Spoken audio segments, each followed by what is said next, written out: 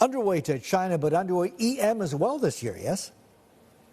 Yes, underweight China, underweight EM. There's some US dollar risk there broadly across the region.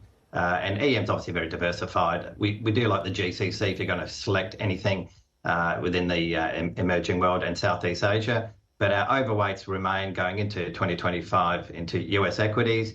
And we like the EPS outlook. It's double-digit consensus this year. Let's just assume 6% for next year for calendar 26, admitting there's a high degree of error of that being achieved. But you can get up to 20% EPS over 2 calendar years. That seems to be the where you'll be looking at, and then breaking it down to the mid-cap sector in the US as they're getting the stimulus and the deregulation in North America.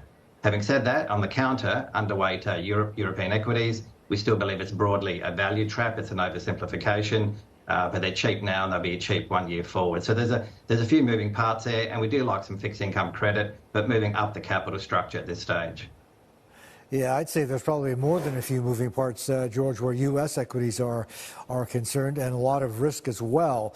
Your outlook for EPS especially, right, and why you're overweight the U.S., does this assume that it's all going to go right, that, corporate tax is going to go from 21 all the way down to 15, and that, deregulation, et cetera, is going to pay off?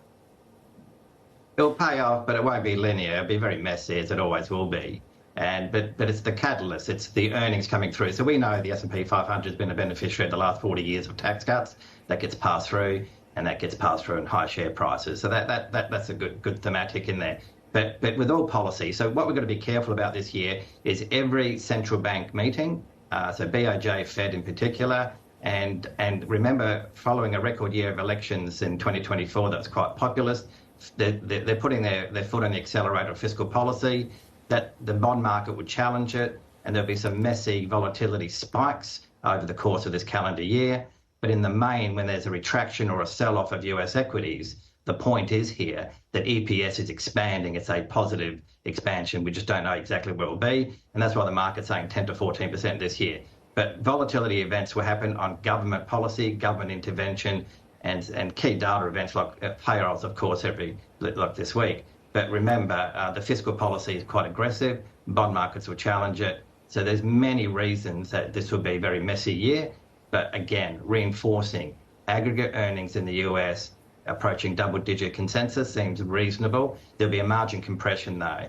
So the P won't rise as much, the EPS on the denominator, and that's the sort of outlook we're seeing over the course of this year. But pockets of volatility